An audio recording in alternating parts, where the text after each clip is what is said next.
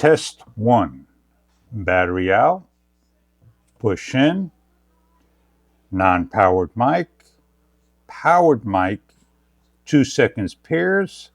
5 to 6 seconds starts to go to the internal. And about 10 to 15 seconds from internal to external. Let's show you.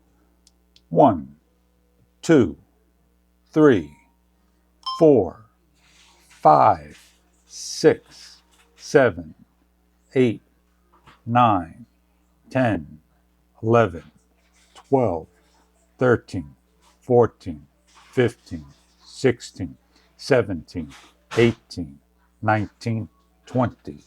If your camera does something a little different than this, you need to make a video, post it down below, show it to the community.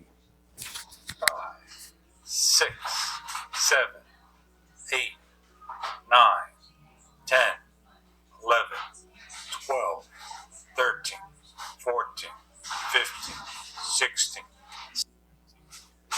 On 15 seconds, we had it cut out, transferring over from internal to external. And that is what we are complaining about, that the DJI Osmo Action doesn't go on external immediately. There is a delay, and this is what they call a bug.